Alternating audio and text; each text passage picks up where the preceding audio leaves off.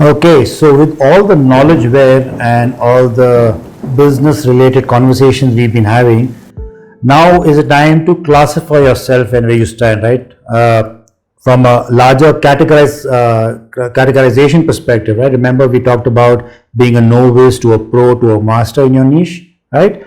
I'm assuming you have now come a long way and you definitely would have become a master, right? Now, what you see and what we'll discuss now is how you classify yourself in one of the business domains. Okay, what does that mean?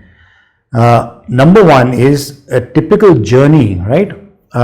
And some of you who would have read the Rich Dad Poor Dad and one of those Robert Kiyosaki series, right, typically would know that if you put 4 quadrants in place, right, there is a quadrant of an employee. That means he's a person who's employed and gets and spends his time. For that time he gets compensated for, and hence he's an employee. Or there's a self-employed who is a practitioner, right? A typical professional, maybe a doctor or a dentist or a lawyer or one of those, or a chartered accountant, who typically is running his own practice in his own way, and in that sense he himself is aware withal of a business that he's doing and conducting. If he's not there, the business doesn't exist. Okay, now let's put him as a part of the system that he's created, right? Otherwise, if he's not there, the system doesn't exist, right? Then in case of a business owner, right, if you're a business owner, what does that mean, right? You have some employees, you have a system which is working, and that system is curated over a period of time where the employees use the system to ensure that whatever goods or service you're selling is sold out, and operationally it is being delivered at the right time with the credentials that you built in terms of the principles and the cultural aspects of things, right?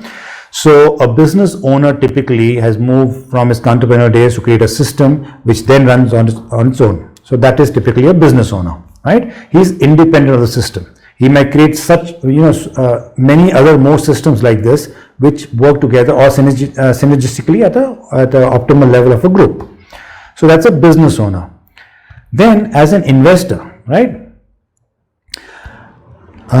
If you have series of such group companies or the companies, then you basically sit away and let the people run the needful, and the system runs on its own, where you look from the wealth that you've created from there and ways and means of investing it somewhere so that it multiplies, whether or not that tomorrow that business exists or doesn't exist, because now the business becomes a way of getting and generating wealth for you or income for you with you not even participating there, right? Hence you're an investor, right? So you're on the top category. You're not participative in execution day to day or other activities out there. You're pure play just an investor, and you get your returns in form of dividends and other factors. Okay, with that said, what probably was missed out, that once as an employee you have limitation of growth, okay, because you are only the peripheral of the system that is allowing you to work in those hours in the way you're controlled, okay, as per your time. For rest of them, typically the growth level changes, right? For example, in self-employed, the growth is again limited. If the person moves away, the system drops. For business owner, the growth increases, probably an unlimited level, right? Investor, it's unlimited.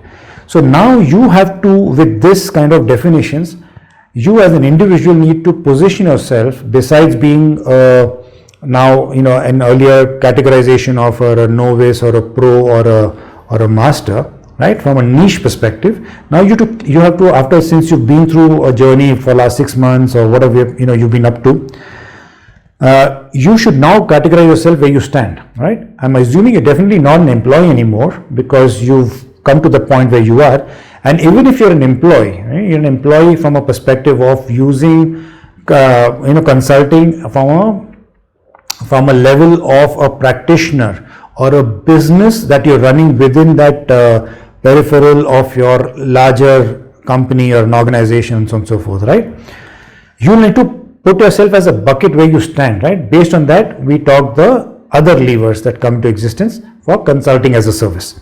Because then you'll have to position yourself, if you're an employee, then you're using your skills that you acquired or the knowledge you acquired for doing the activity as a practitioner or whatever you're supposed to do, or just enhancing your knowledge for a better activity at your corporate level with the organization you're working with. Or self-employed, right? Are you diversifying yourself, or your niche is putting you in that spot of being a self-employed, and you're using this as one of the other ingredients of your next level of growth. And of course, as a business owner, whether you want to incorporate that in your current business or start a new business around this space, again, that's another way of looking at it. As an investor, if you have enough knowledge, or you're taking this as a knowledge that where you want to invest in change management companies or others, then you might take that away from here as a sense of knowledge that is come into play, and whether that will work for you for your future investments, right? So you have to identify your current self with your future self where you want to be, and based on that you start making the other next activity and the move. All right. So with that said, we will go to the steps towards consulting practice in the next one, right? You'll get a little relevance from the previous one, but this is from the, again, it's a parlance of where you want to position yourself. Based on that, you start with as a business. Okay. Let's meet you in the next one in a minute.